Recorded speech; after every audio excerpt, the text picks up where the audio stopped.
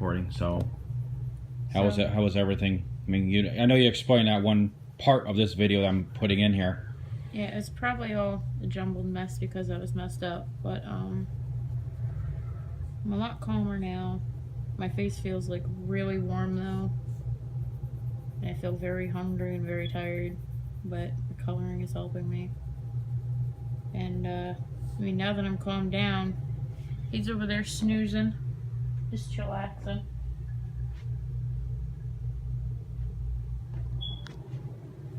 And like, I feel like crap. My face is really freaking warm. Like, oh, it almost feels like I'm running a fever, but I know I'm not.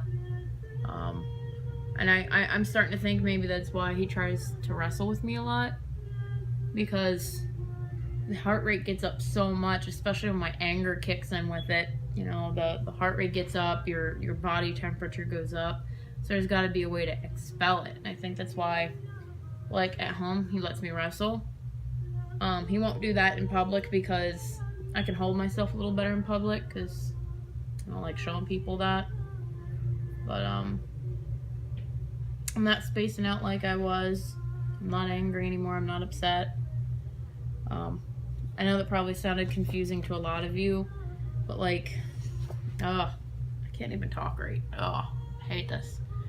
I don't know if the comment's still up there or not, but basically this guy has got 2 huskies and he normally trains them. Basically called out Nanaki and said that he's fake, his focus is bad, he's not looking at me, he ain't walking right, he looks confused, and that I should keep his in-training tags on him. Actually, I had more problems when his in-training tags were on. And he basically is trained. There's just some things that obviously need touched up on. Because think about it this way. Yeah, but this service dog is going to be always training and learning something new. You know, when we're out in public, I've gotten nothing but good compliments about him and how well behaved he is, and also how small he is. But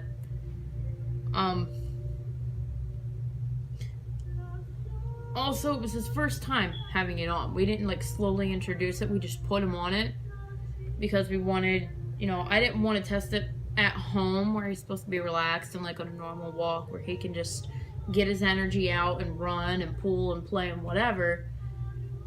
Also, they're huskies.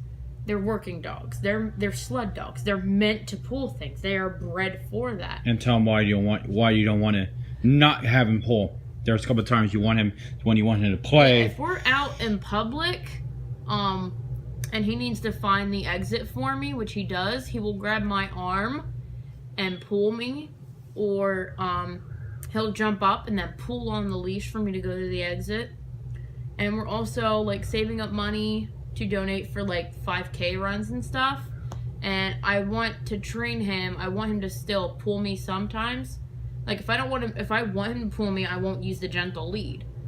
Because if I get slowed down while running or something, or if I'm spacing out, I want him to walk and pull me so I'm not stuck standing in one space, just, you know, like tunnel vision or spacing out. I want him, you know, if I want him to pull me, I will take that gentle leader off. But, I just found it very offensive that he basically called my dog fake. And I didn't explain very well earlier, but as for the focus problem, the reason he doesn't look at me much is because I like him watching things around me. I am a big person where I watch every little thing around me. I think about every possible thing that could happen in my head, whether it be a bad thing or a good thing. And it's usually, I imagine someone coming up behind me and grabbing me. So I like him watching people and where they're gonna go. Because then I don't have to look behind me every 2 seconds from being paranoid. So that's why he doesn't focus physically on me a lot. That's just the way I train him. And as for when I call his name, when he doesn't look at me, he tilts his ears back because he's watching everything around. He has to multitask a lot. And I think, you know, especially for being owner trained, that if you're owner training your dog, you train them for what works for you. And tell me what a Petco trainer said. Yeah, actually, we talked to a Petco trainer about what classes he may or may not need. I told her I have a problem with pooling. She said she'll be able to fix that. She said definitely use the gentle leader though. If that works, we'll do that. So she said it too. Great. Yeah, she said that too. Because she saw that I had the prong collar and e-collar, because the minute we got into the training area for her to evaluate him, to see what classes he should go in, I took the prong collar off, I took the e-collar off. And she's like, we can wean him off that collar. We can wean him off those collars. And I was like, oh, okay, well, what would you suggest? And she showed me the aisle, and I was looking at the gentle leader. I did a little bit of research. I saw that there at least two I could name, 2 service dogs that are Huskies. Just name them. We already named them before. Yeah, we've named them before. Lexi and Dakota and Oakland and Matt.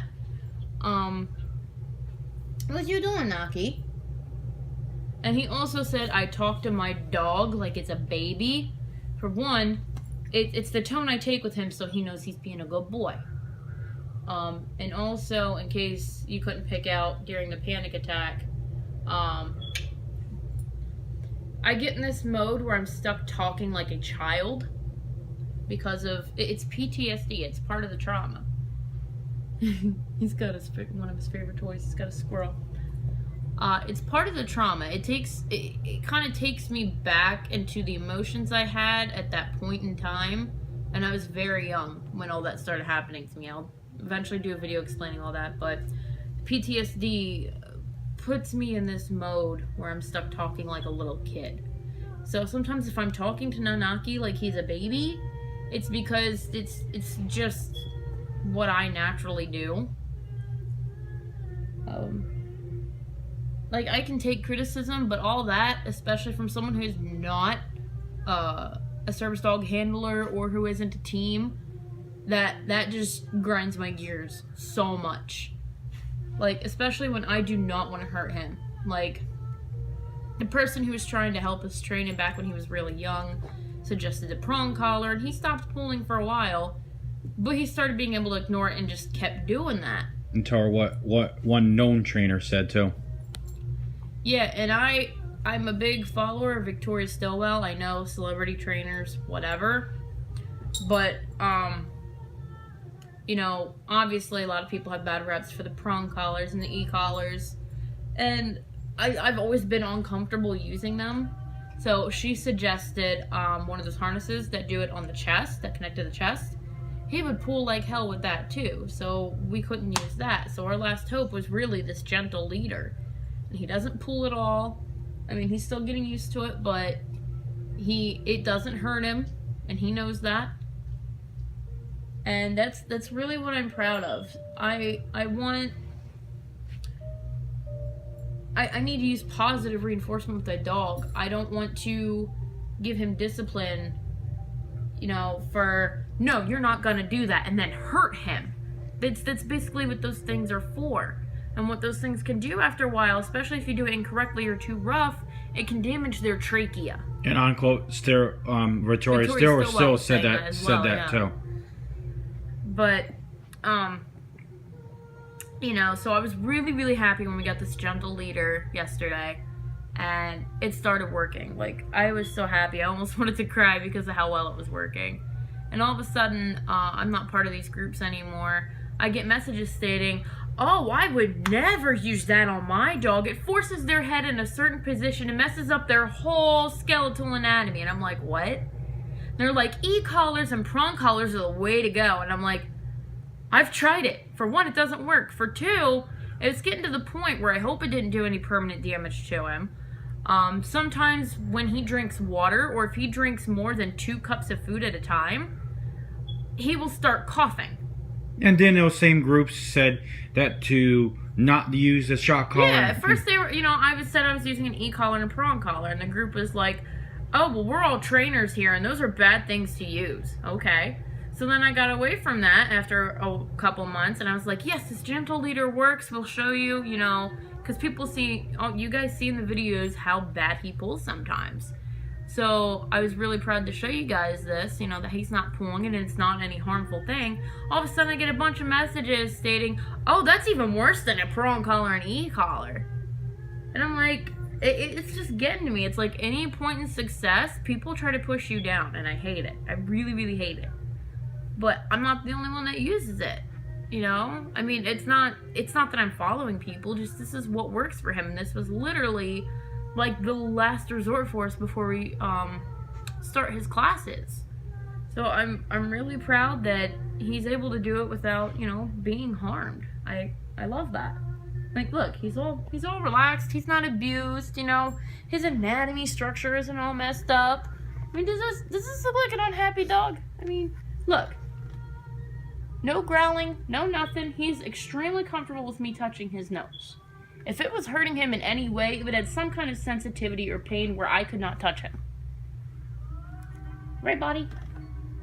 You're a good boy. Alright, that's about 11 minutes almost. That's fine. Sorry about the super long videos lately, guys, but I'm just trying to figure out... Oh, hi. Don't ruin my book.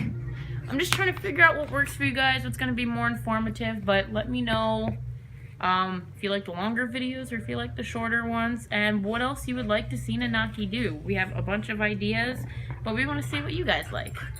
I know. He's You just gotta go potty? playing. Yeah, potty probably. You gotta go potty? Is that the potty call? Come on, let's go potty. Yep, potty call. Alrighty. Well, thank you guys so much for watching, and yeah, definitely just stay positive and good luck training.